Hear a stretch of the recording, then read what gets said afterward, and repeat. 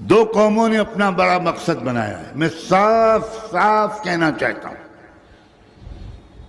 اور میں ان قوموں کی لیڈرشپ کو داد دیتے ہوئے کہنا چاہتا ہوں, ان کی سنجیدگی کو اپریشیٹ کرتے ہوئے کہہ رہا ہوں,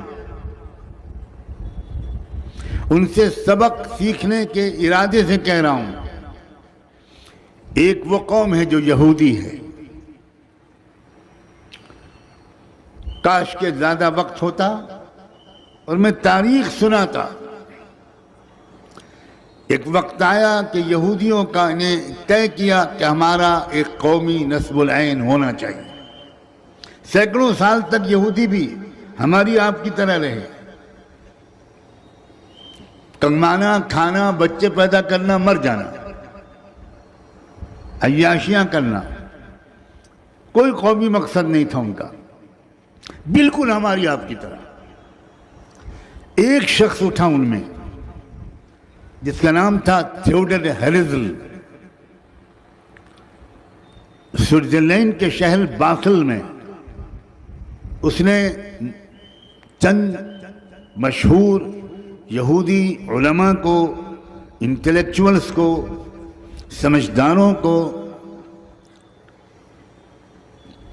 جمع کیا اور ان کے سامنے کوئی لمبی چوڑی تقریر نہیں کی. میں نے وہ پوری تقریر پڑھی ہے اور بار بار پڑھی ہے. اس میں اس نے شاید 28 منٹ کی تقریر تھی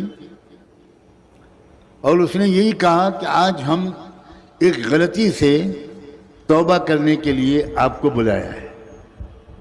یہاں سے تقریر شروع ہوئی. آپ یہودیوں پر لعنت بھیجتے رہیے لیکن سنیے کہ اس لیڈر نے کیا کہا.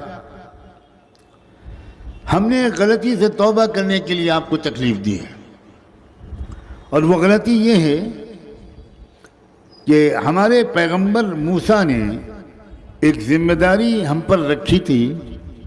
ہمارے پیغمبر کنگ سولومن نے, حضرت سلیمان نے, حضرت ڈیوڈ نے ایک ذمہ داری ہم پر رکھی تھی کہ ہم کنگڈم آف گاڈ بنائیں گے.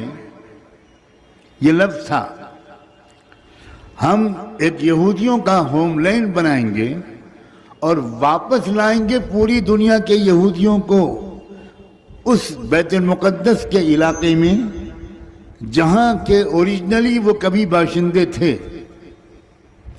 یہ ہمارا نسب العین تھا لیکن صدیوں سے ہم لوگوں نے اس مقصد کو بالکل بھلائے رکھا.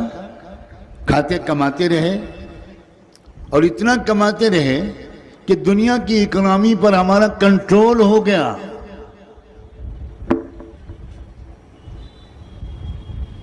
دنیا کی امیر ترین قوم ہو گئے جن میں اس نے کہا آپ میں سے بہت بڑے بڑے تاجر بیٹھے ہیں. سگریٹ کے 2 بین الاقوامی تاجر اس نے نام لے کر کہا آپ اور آپ بلینائر ہیں, کھربوں ڈالر کے مالک ہیں, لیکن کیا آپ نے اپنی قوم کے لیے کچھ سوچا؟ آپ نے جو کیا آپ نے اور اپنی فیملی کی عیاشی کے لیے کیا. لوگ کھڑے ہو گئے. یہ بات جہاں تک اتنی بات سن کر مجمع کھڑا ہو گیا اور کھڑے ہو کر کہا کہ ہمیں توبہ کرائیے اور اگلا آرڈر کیجئے. We are ready to do whatever you ask to do. ہم تیار ہیں, آپ ہم سے جو کہیں گے وہ ہم کریں گے. اب ہم پچھلی غلطیوں کی تلافی کریں گے. یہودیوں نے اس دن سے اپنا قومی نسب العین بنایا. مال والوں نے مال خرچ کیا, سیاستدانوں نے اس رخ پر اپنی سیاست کو بھرپور طریقے پر چلایا, شاعروں نے شاعری کا رخ بدل دیا, فلم بنانے والوں نے فلموں کا مقصد بدل دیا, نوجوانوں کے جذبات کو ابھارنے کی صلاحیت رکھنے والے موٹیویشنل اسپیکرز نے موٹیویشن کا مقصد متعین کر دیا. اور پھر کیا نتیجہ نکلا؟ نتیجہ یہ نکلا کہ یورپ کے وہ کروڑپتی یہودی، وہ ملینائرز اینڈ بلینائرز جو بڑے عیش و آرام سے رہتے تھے،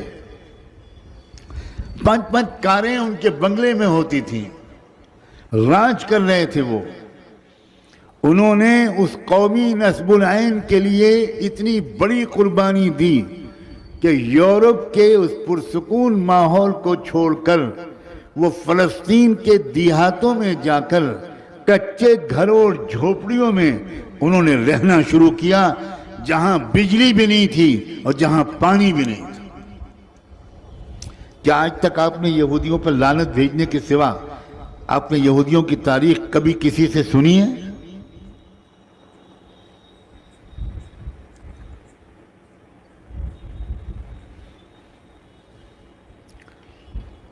جھونپڑے تھے جو ٹپکتے تھے بارش کے دوران، برف باری میں بچے کانپتے تھے، رہنے کی ٹھکانے نہیں تھے، کچی سڑکیں تھیں، کوئی بزنس کا امکان ہی نہیں تھا۔ مگر ایک قوم جب جاگتی ہے، کسی کو وہ اچھی لگے یا بری لگے، یہاں اچھے اور برے کا مسئلہ نہیں ہے۔ ایک چور ڈاکو اگر اپنی چائے کی پیالی میں شکر ڈالے گا تو وہ چائے میٹھی ہوگی، اور ایک متقی صالح انسان اگر اپنی چائے کی پیالی میں کریلے اور نیم کا جوس ڈالے گا تو وہ چائے کڑوی ہوگی۔ یہ دنیا ہمارے تمناؤں کے ذریعے چلانے کا فیصلہ اللہ نے نہیں کیا ہے۔ یہ دنیا اٹل، ناقابل تبدیل، سائنٹیفک اور نیچرل اصولوں کے مطابق چلانے کا اللہ نے فیصلہ کیا ہے۔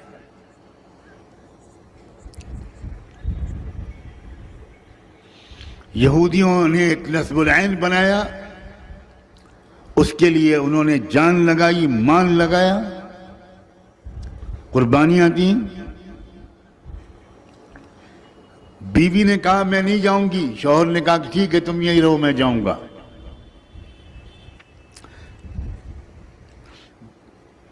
شوہر نے کہا میں نہیں جاؤں گا، بیوی نے کہا تم یہی رہو میں جاؤں گی، میں اپنی قوم اور مذہب کے لیے قربانی دوں گی۔